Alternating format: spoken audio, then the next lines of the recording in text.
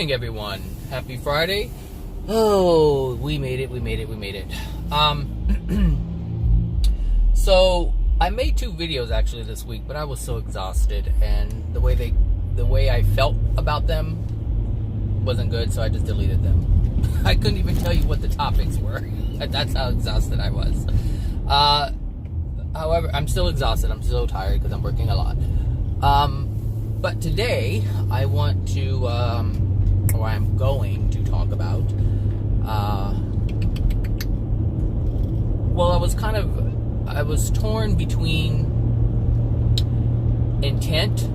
I made a video yesterday, and I remember I wanted to talk about intent, but how to change it. Maybe I'll incorporate it in this video. But the other thing was the soul, and because I'm writing this book, some things are coming up, and so I thought I would talk about them. And so regarding the soul, I wanted to talk about, and I think I mentioned it before, that we cannot create, or I should say, everything we create, everything we do, everything we think, everything we say is based on the contents that are within the soul. Every single thing, whether it's the truth or a lie, it's based on the contents within the soul. So your lie is based on the truth that you're trying to hide. Your lie, your denial, is based on the contents that are within the soul, meaning it's based on the truth that is within your soul. And that's the only real thing that exists, is the truth. That's it. Everything else is created from that. And it's interesting because when you think about the Creator and how the Creator has created in love and created in truth and only stands for that, and that's the only thing that exists within the Creator, and then the Creator creates from that space, there's no wonder why the soul operates in this fashion. To me, there's no wonder. Like, I completely understand why everything that we do is based on on the truth that dwells within our soul. Whether it's the truth of the pain that we have, or the truth of the joy that we have, the truth of self-worth, or the truth that you feel unworthy, everything is based on truth. Because those things, all of those things that I just said are true. Some people feel unworthy. That is a truth. They feel this way because of something that happened to them, their experience. But we deny it, but it's based on denying that truth. But it's all based from that truth, and so it's either we accept it or deny it. But my point is, everything that we create is based on the soul. I smell something coming in my car. Some kind of marijuana or something, I don't know. Look, here in California, I don't even know if it's legal everywhere. I think it is, but people smoke driving. It's crazy. Anyway, the sky looks so nice in the camera. It looks a little different with my eyes, but you guys get more colors than what I'm seeing now. Anyway, yeah, everything is based on the soul. So, that's what I was going to say. So when you walk up to someone you don't like and you put on a smile, that smile is based on a truth that's within you. You feel a certain way towards that person, and you don't want that person to know about what's in your soul. So you alter your facial appearance with a smile, so they never know, because you're afraid of letting them know. And that's what I'm saying. Like, everything we do is based on the contents that are within our soul. It's based, your life, our lives, everyone's lives, is based on either acceptance or denial. Whether it's acceptance of the truth of the Creator, or the acceptance of the truth of what's within your soul. But it's all based on truth. And you can either accept it or deny it. See, the truth comes first. The truth always comes first. Something has to be created, but it has to come from truth. Everything else is piggybacking off of it. So if you have an untruth that you speak, understand that untruth was born from denying the truth. And if something else is born from that untruth, it's compounded, but it all comes from that one thing, truth. And so we can't escape the soul ever, ever, ever, ever, ever. There's nothing you can say or do that would ever escape the contents within your soul. Because every decision you make, every thought you have, every desire you have is based on the contents that are within the soul. Your pain is why most people strive for love. It's why they look for, or seek, I should say, they seek things that feel good based on the pain that's within the soul. Because they're trying to deny the pain, so they want to bring forth all these things that feel good, but it's based on the soul. They create something based on what's in the soul. You can never not, or I should say, you can never create something that's not based within the soul. You're always creating based on what's within your soul. Not anybody else's, only your soul. And this is, I think this is really important because a lot of people think they base their lives on other people. Like they believe, oh, that person has this, I want this. No. You may see something that someone has, but your response to what someone has is based on what's within your soul. Your feeling of lack of not having that. Not because they have it. It's because you want to experience something within you. It's never about anybody else, though we may think it is. But it's always based on our soul. Always based on what's within our soul. There's some things that you see, and there's no desire for it. None. And so there's some things like you don't have an opinion about one way or another. It's because of what's within your soul. What is within your soul? That's the reason why you're either gravitating towards it or not gravitating towards it, or you're desiring it or not desiring it. It's all based on the soul. I had posted, I think yesterday, a question. What is the difference between, what's the common denominator between a woman who has had her body abused by 50 men versus a woman, and a woman who willingly gives her body to 50 men to abuse? What is the difference? What's the common denominator there? And the answers that people were giving were all surface answers. The common denominator is, I think, abuse, they said. They just didn't get it. They don't know. And this is the reason why I wanted to put that out there, is because I didn't even respond to it. I just let people, put their answers out there. But I wanted to see where they were and how they saw reality. How do they understand how things work? Because these are the people that are on my Facebook, so these are the people that I know. And so the people that I engage with the most are the ones who responded. There are a lot of people who do not respond to my posts, and I can understand why. Because it's like when you deal with me, it's like you feel like you're running into a trap. Because you have your set of beliefs, you have your idea of how you should live or how things are. And so when you're dealing with me, because I'm where I am and how I view things, it'll make it seem like you don't know what you're talking about, or you don't know anything, and people don't like to feel that, so they don't engage. Because like I said, well, I deleted the video, but I talked about how people don't like to be wrong. They do not like to be wrong, and this is part of the issue. You have to be willing to say, I'm wrong. You have to be willing to say, I don't know that. You have to be willing to say, I need to learn more in order to actually be right. Because the idea that you don't want to feel wrong, and what you hold you want to be right, doesn't make it right. And you keep holding on to the mistake, or you keep holding on to the lie, or you keep holding on to the untruth, or you keep holding on to whatever it is that you're holding on to, whatever belief system or beliefs that you have that aren't true or truth. So anyway, when they were responding, they weren't responding, or they weren't acknowledging the emotional injury that's within the soul. And that's the reason why a woman would be raped by 50 men, and there's a reason why one woman would give her body freely to 50 complete strangers and let them do as they choose, as they will with her body. There's an emotional injury that allows this. There's an emotional injury that, first of all, the common denominator is the emotional injury that's causing a lack of self-worth.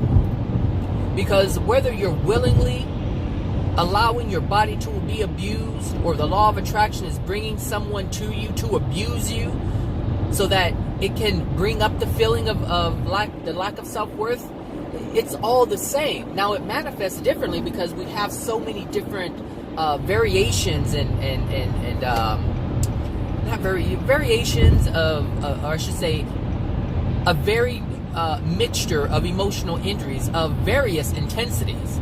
So you can have a feeling of worthlessness, but it's not so intense. And then you can have one that's extremely intense. So every soul is different, and this is why everyone's experience is different. And it's also how a lot of people's experiences can be exactly the same. It's all because of the soul. So, you know, when we're trying to figure out life, the most important thing for you to ever know is what dwells within your soul. Because it's dictating how you respond. Whether you have denial of it. See, there's only one, like I said, there's only one thing that dwells within the soul, and that's truth. Your fear, that's a true feeling for you. That's a real thing that dwells. It's not real in the sense of it's a real thing that's out there. No, it's conjured up by you. But it's there. It's a real experience. So you have to acknowledge the fear. That's what you have to acknowledge. Well, let's just put it this way, because fear is when you're afraid of admitting the truth that's within your soul. So we have all these things that are kind of put on top of it. Like, we create these things and we put it on top. So we have the pain. That's a true thing. Yes, we do feel pain. Pain is real. Pain is a real thing that we do experience. Oh, I love the fog. But then when we don't want to feel that pain, we put a layer over it, and we suppress it. And it's fear of feeling the pain which disconnects us automatically from it. Because this is how we can look at something else and completely be distracted by whatever else is out there, so we don't acknowledge the pain. But the reason why we're doing that is because of the fear. And so we operate differently. We make decisions based on what's within our soul. Everything is based on the truth. Acceptance or denial of it. That's it. And so, you know, this time that I haven't been making as many videos, I've been feeling more than thinking. I've just been feeling. And I've been watching some movies, and certain things are coming up, and emotions are coming up, and I'm allowing them to come up. I'm not allowing my mind to be engaged as much as it used to be. And it's completely different. It's a completely different way of living than what I'm used to, because I'm used to living in my head. I'm used to controlling everything, because that's what the mind does. It controls everything, or it attempts to control everything, even though it can't.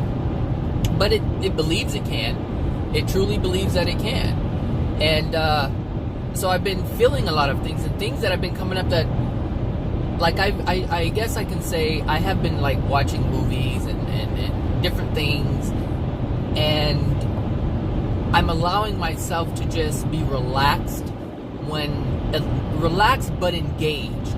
Not relaxed to the point where I'm just, like, not there. I'm involved, like, I'm present. I'm actually feeling what people are saying.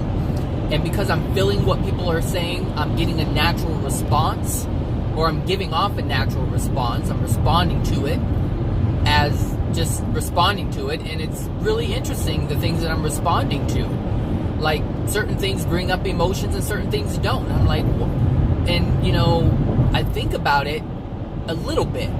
you have to engage your mind. You can't just not engage your mind, because then you'd be like catatonic. So you have to have your mind engaged on some level, but not to the point where you're overthinking or you're allowing the mind to take over. It has to be an awareness. And so I was watching, what was I watching? I was watching a movie yesterday called, what was that movie titled? Something about triplets, or the 3 triplet strangers, or something like that. I don't know what it was, but it was about these triplets who were separated at birth, and they were all adopted out, and none of the parents knew that they even had brothers or a brother. Like, they didn't have any idea that, you know, they were twins or triplets or anything like that. And it wasn't until like I think this was all over the news, so if you're old, you probably know what I'm talking about, because they were in all the papers. And so about 19 years later, they realized that, you know, or that they became aware that they are triplets. And a lot of emotions were coming up. One met the other one, and that brought up a whole bunch of emotions. And at first I was like, why, what am I feeling? I had to feel it, and then I had to look at it a little bit and ask myself, why is this affecting me? And, well, I'm a twin. And so they were talking about, like, I think this lady, one of the mothers, she was saying, you know, how, because they were together for 6 months. So for the first 6 months, they were all in the same crib together. And so if you know anything about the soul feels other energies around them, the presence of other souls around them, and understand that they were in the womb for 9 months. And so they had a sense of being, but that sense of being included those other 2 souls near them. So that was their norm. That was their comfort zone. And so after they were born, they were still in their comfort zone. But when they were separated, there's a loss, there's a feeling. She I don't know how she worded it, but it triggered me. And it was like, gosh, what did she say? She said, I can't imagine how it would feel to have that sense of emptiness around you when you've had that closeness, that presence for so long. You know, all that time you've had the feeling of the soul, of other souls being there with you, and then all of a sudden you have that lack. And that's interesting, because up until I found out I was a twin, because I didn't find out I was a twin, I think, until maybe 11, 12 years old, I think. Could be 13. It was around there, 11, 12, 13, something like that. I had asked my mom, I said this in a video a long time ago, I asked my mom, for some reason, because all of my childhood, I felt like something was missing, and I didn't know what that was.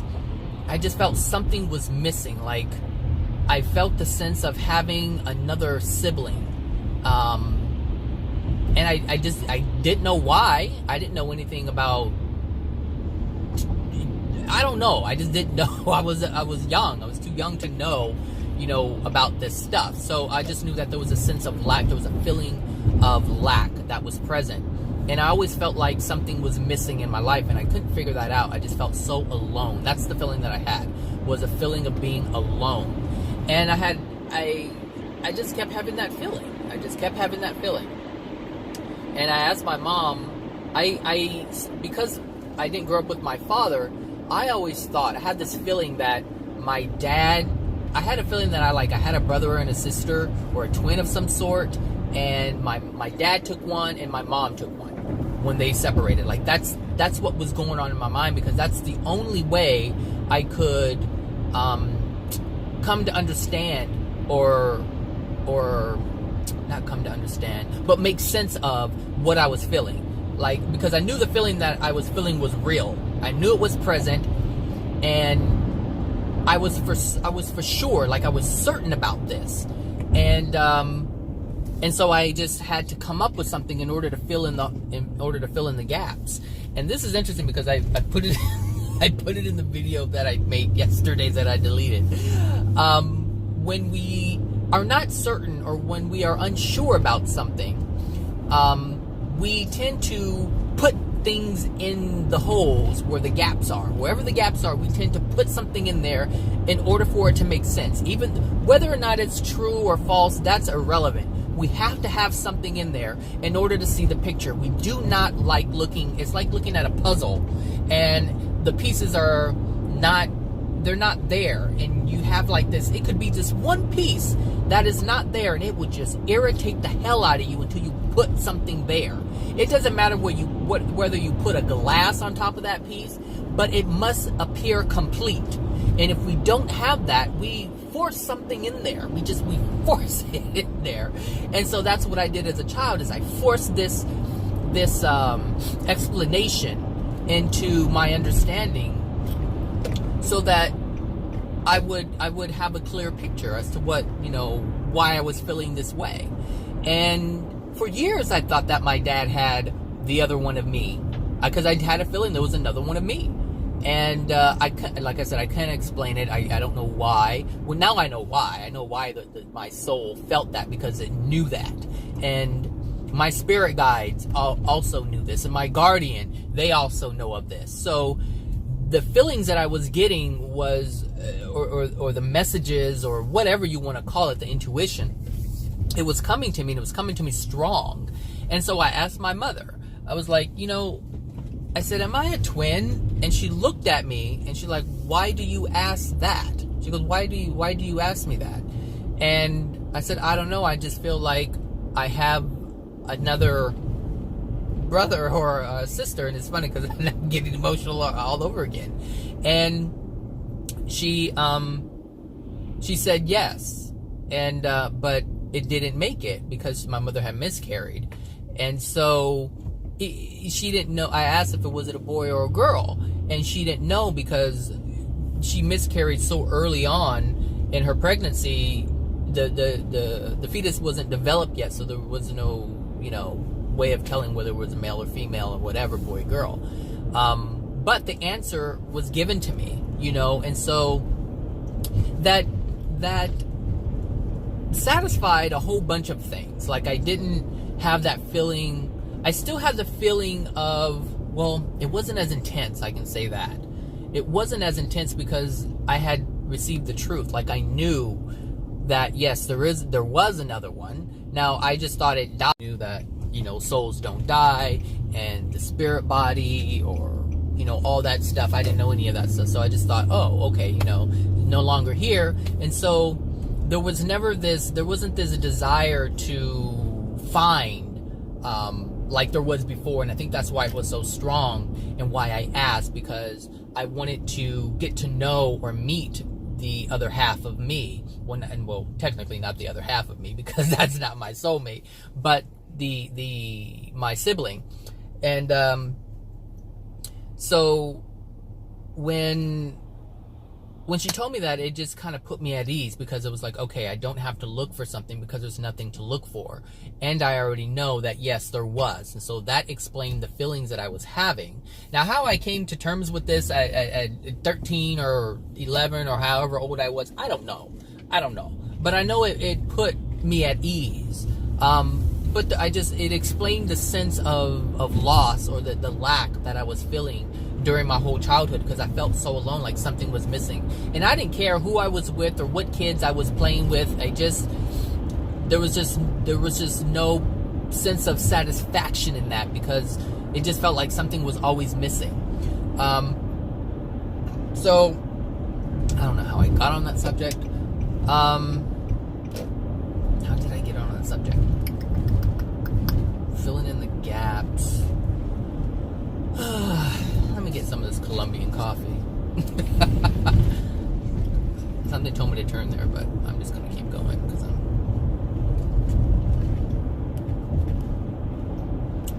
I ordered these new flavors from Nespresso. One of them's Mexico, and one of them's called Colombia.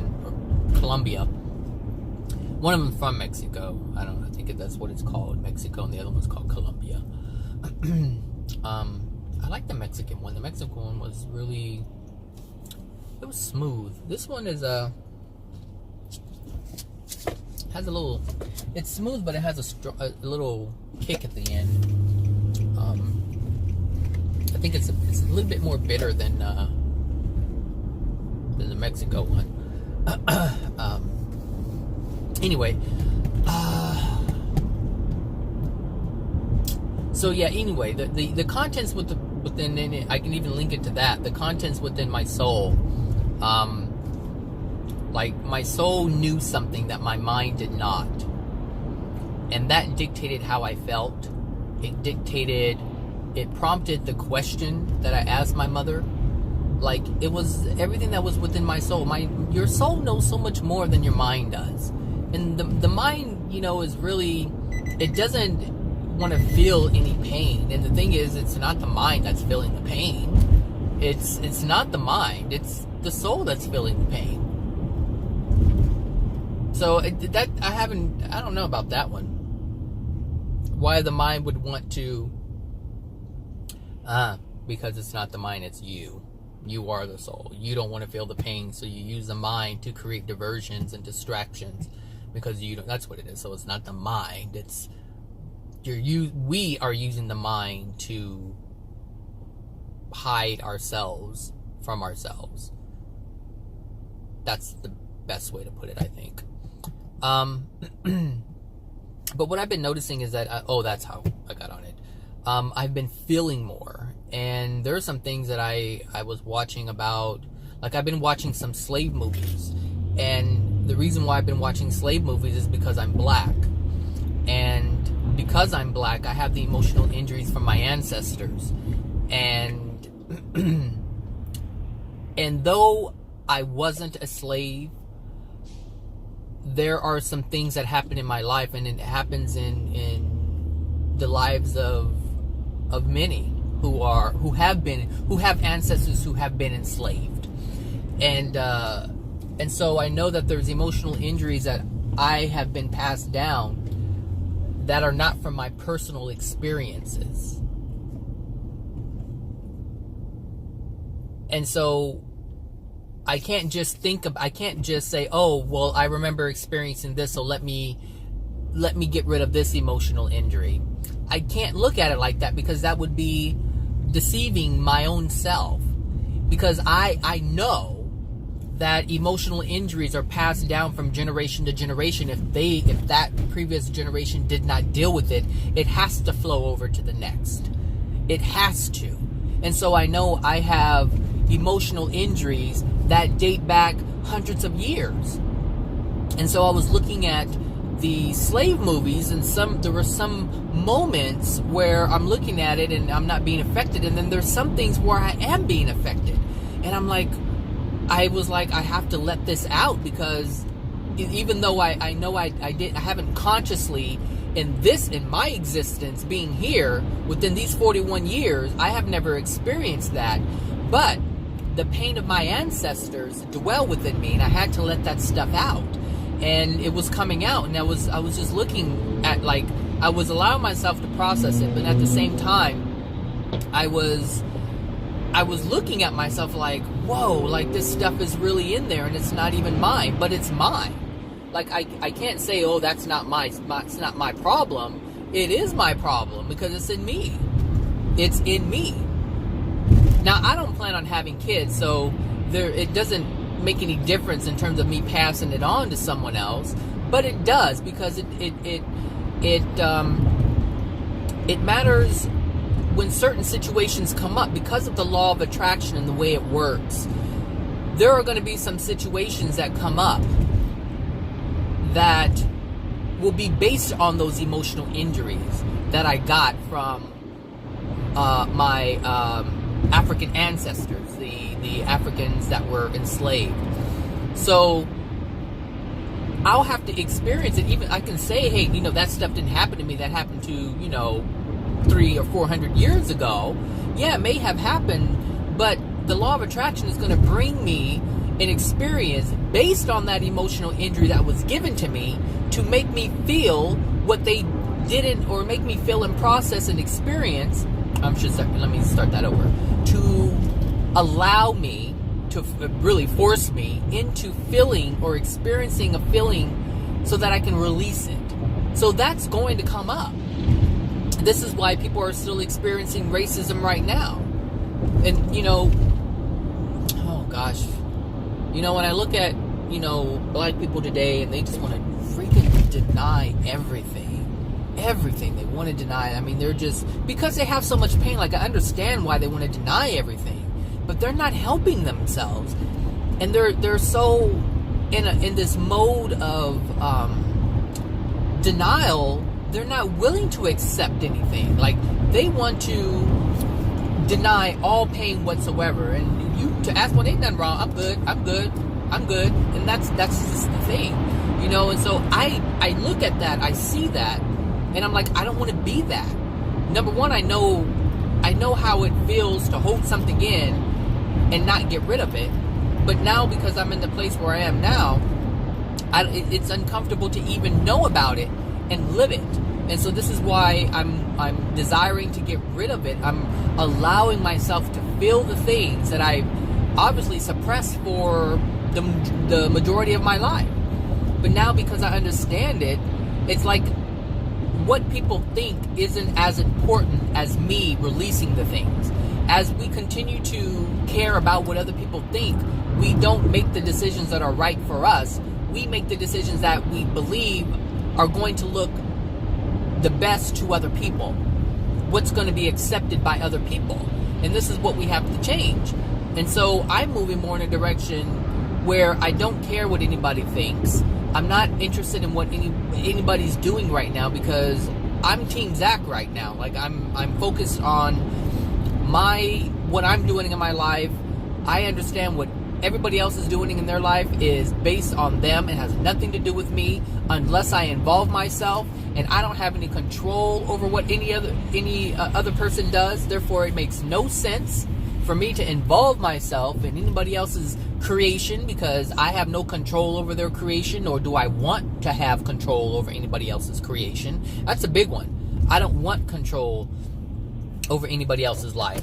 I don't want to fix anyone, which was another motivating factor in terms of shutting down the hypnosis business, because I didn't want to fix people. And people were expecting me to fix them. That's really why someone goes in for a hypnosis session. If you go in for any energy healing, you go in to a regular medical doctor, you go to hypnosis, you go to whatever you go to, you're expecting them to do something for you, to fix you, to remedy something. And I don't want to do that. And I don't want to encourage anyone to do that, which is why I stopped doing it. And so that's why I prefer making the videos, because I can just put it out there. And for people who are looking to truly change for themselves, they have that opportunity to do that. Because I understand and I respect free will now that I understand it. This is why understanding is so important. When you understand something, then you can live a different way, or live differently than what you were before you had understanding. So, I had mentioned that in one of the videos that I deleted, that we had a cultural competency training, and the lady was a PhD, a psychologist, and she was a trainer, and she was talking about being mindful of the different cultural differences, the different what ethnicity is, and race, and being mindful of their culture, culture of being, because of the biases and all these different things. And she didn't understand why she was even making it. Like, she lived in a lot of denial, and it showed up in her presentation. Now, I was able to see it. I don't know if anybody else was able to see it, but I was able to see it. And I realized that she was talking about the soul, but she didn't know that's what she was talking about. She was talking about having compassion and understanding. And she was basically trying to inform people what could possibly cause emotional harm to another person.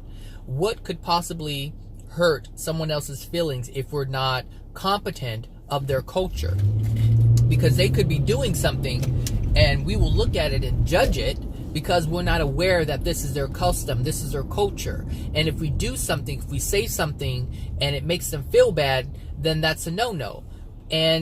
But she didn't know the real reason why she was doing this. And she was just trying to prevent people from hurting someone else. That's the whole reason. To prevent someone from hurting someone else. But you can't teach that. It's not just be aware that, someone may have See, here's the thing. It was all based on emotional injuries. The only time someone's going to feel pain is if they have an emotional injury within them. And she wasn't talking about this, and one, because she doesn't know. And I could tell she didn't know by the way she was training and how she was talking about the different topics. And I was like, she's talking about the very thing, or she's trying to inform people to not create pain, but not understanding that you can't do that. You can't control that, because the law of attraction is always going to bring you something. So let's just say, she was effective in communicating that with our group, our agency, and that's fine. Let's say we all got it. That's not going to change the person in the grocery store. It's not going to change the person at the car wash or the gas station or at another business meeting. It's not going to change them. And so the law of attraction has many avenues. Like you can you can you can squeeze the water hose in one area, but the universe has many water hoses, and it's going to reach you because you need to be reached. And so it didn't matter. Like she's trying to circumvent the system, but not knowing the system that she's trying to circumvent. She doesn't know. And you can't tell. I know. I mean, I've worked at the agency for 15 years, and I know the culture. And she said, I was like, that falls in line with the culture of the agency. She said, I'm here because you're mandated to take this course, this cultural training course.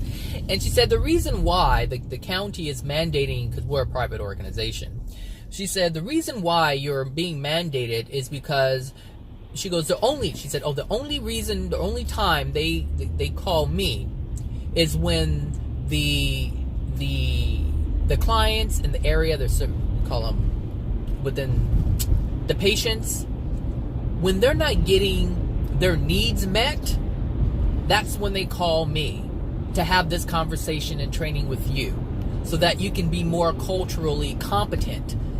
And do you see what I'm saying? So I was like, okay. So I'm sitting here thinking, I'm like, all right, so it's not the agency who is making the decision, hey, we need to be more competent in terms of how we interact with our bread and butter, if you will. And so it's not the agency that made that decision. It was the county that enforced it. They said we're mandated to do it. And so I was like, well, that just runs into the, along with or in alignment with the culture of the agency. The agency didn't think about this. And so because the agency didn't think about this, because that energy isn't there to change on their own, it can't be sustained. And so, as the lady was doing the training, I just heard all these remarks around me. These like little snickers and all these little under the breath comments. All these different comments were being made, and I thought, I'm right. They're proving me right. They don't care. They can only see it from their view, and all of that stuff is based on the soul. How successful that lady is based on each individual soul. Whether or not they want to accept it and adopt what she's saying. If you want to be a loving person, see, here's the thing. You don't have to have training on being competent or aware of someone else's culture, because if you're loving, you're already competent. You're already aware of what you're doing and what you're saying and how it affects others. It's only the people who lack love that have to have this type of training. Only those who lack love need this type of training, because they don't have it within their soul to execute this stuff. Because everything that she was saying are things that would automatically be done if you held love within your soul. And that's how I knew I was changing, or I have transformed, because everything that she was saying, I knew what she was talking about. And she had given us this paper, and she said, write down what your values are, write down, it was like this little graph, and we had to just basically, write our answers on the line, like what our biases are. I can't remember what all was on the paper. I don't even know where it is. Write down what our biases are, what our values are, things like that. And it was difficult for me to write the other things, because she showed a couple of videos, and one of these videos she showed, it was a TED Talk with an Asian man, and I guess, she was talking about some of the stereotypes that, people think about, and one of the directors was in our group, and he was saying, yeah, I did think about, he's smart because he's Asian, and I didn't think that when I saw the man. I was interested I just was interested in what he was saying. All that I noticed were the facts. 1, he's Asian. 2, he's wearing glasses. 3, he has black hair. He's wearing a yellow blazer. And he has a yellow microphone thing in front of his. It was like a headpiece, like the whole Janet Jackson thing, And so those are the things that I noticed, but I didn't think, oh, he was smart. I didn't think, oh, he probably has a mother who made him play violin for 6 years or 6 hours a day. Like, some of these things were stereotypes that people said, oh, I did think those things. And I didn't think any of those things. And I was like, I see people differently. Like, I just wanted to know what he was talking about. I wanted to know what he was going to say, because I knew it was tied into what the subject was. And so I was like, the only thing I could really fill out on the paper were my values. And I wrote down love, I wrote down integrity, and I wrote down truth. And those are the only 3 things that I wrote down, because those are the only things that are really important to me. And because those things are important to me, it kind of washes away all the other stuff. Like, you don't have the biases, and you don't have the stereotypes, because you understand, like I understand, that every black person is not the same. I understand that every black person is different because of their soul. Because I acknowledge their soul, and I understand how contents are put, or how the contents are, how the contents are within the soul and how they get there. I understand that each individual is different. I understand that. Like, I understand why when the homeless person who is on drugs, I understand why he's different than the person who isn't on drugs. That's what, like, I don't have these biases and stereotypes like everyone else has, because I understand that we're all different. I do not think that we are all the same. As in, no. You can look at the entire earth and tell that the Creator believes in being different. The Creator does not look at us as the same. We have the same potential, but that doesn't make us the same.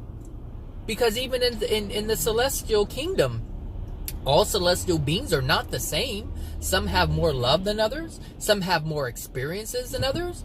Because, like, you can take Jesus, for instance. Jesus, even though Jesus, became a celestial being, even though he was able to do that, he still didn't have the experiences that we all have. He had to come back in this form in order to experience emotional injuries that were passed down from our ancestors or from our parents. He didn't have that. That's the one thing he did not have.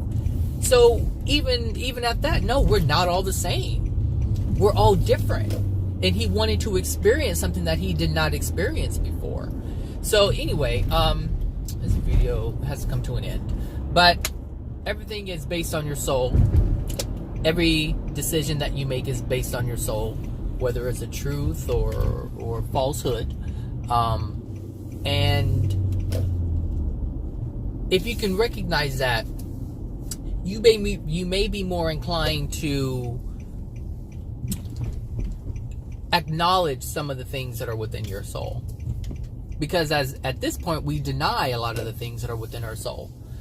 But if you understand that you can't run away from your soul, and even your lies are based on the truths that dwell within your soul, it may incline you to feel about the things that are within you, because you're already making decisions based on them. So you might as well go ahead and acknowledge them, because they're there. Because if you understand that being dishonest or lying or denying is harmful to you, if you can understand that, and you understand that those lies and being dishonest and all these other things that are the opposite of truth, if you know that those things are based on the truth that's within your soul, you might as well just go ahead and look at the truth and deal with that, because you'll benefit so much more. Your life will improve so much more. And mine has. And I'm just allowing myself to just feel. I'm not allowing myself to really think about myself, to just feel about things, because they're already there. They're already there. I just have to feel them. And it's not even it's not a forcing. It's not like, oh, I have to deal with my emotional injuries. It's not anything like that. It's just simply, I'm not even thinking about transforming my soul. I'm just thinking about feeling what's within it. I'm just about feeling whatever comes up. If I feel a certain way, it's important that I acknowledge that I'm feeling a certain way, because how I feel without my mind involved is the truth. And I have to acknowledge that truth, because if I acknowledge that truth, I can feel, I can experience and release it if it's a truth of pain. And then that means that the real me can come out. I'll express myself differently than I did in the past, because there wasn't anything blocking me from being who I am. Because everything that we have that's within our soul that is painful and we deny, it blocks us from being who we truly are. And I can tell you, nobody knows who they truly are, because they're being held back by the pain that dwells within the soul. And so if you want to be the best version that you can be, and let me tell you, the best version isn't something that you can even you can't even fathom. You can't even come up with an imaginary vision of the best that you can possibly be, because we're so far degraded, we don't know what that is. But we do know how we feel. And if we release and if we experience and release how we feel, then we can find out what that huge personality is, who that huge soul is. I mean, because your soul is bigger. When I hear bigger than life, I hear what I see, what I understand now is, because that didn't make any sense, a long time ago, when people used to say, oh yeah, I'm bigger than life. It's bigger than what we know life to be on this planet as a human being, because we are the soul. We are not the human being. And that's evident by the transformation. That's evident by how we shed this body. When we move into the spirit world, we still have a body, but once we move to the 22nd dimension, we shed that spirit body. And so we are not defined by our physical being, both the physical body and the spirit body. We're not defined by that. We're defined by the contents that are within our soul. And because of where we are, we don't know what that is fully. We don't know. And we will never know, because we are going to constantly expand. And so there shouldn't be a goal, because your goal will always be obsolete. It's like the new phone. It's going to be obsolete. It may look good and feel good, but at some point something better is going to emerge. And as you deal with your emotional injuries, a newer version of you will emerge. And you will transform yourself. You will absolutely transform yourself. But you have to allow yourself to be transformed. And you just do it by existing, by living. That's it, just by living. And it will automatically happen. But if you deny everything that happens that's coming to you, you can't experience that. All right, so that's it. I hope you guys have a wonderful Friday. And hopefully some of you are out there processing and improving yourself. I know I am. It's happening slowly, but surely it's happening. And it happens more quickly when I'm not thinking about it, when I'm just at ease and I'm just experiencing life. It just happens, and I just allow it to come up now. I don't try to suppress it, because I know the detriment to or that exists when I do that. So anyway, again, have a great weekend, and I'll talk to you guys later. All right, bye now.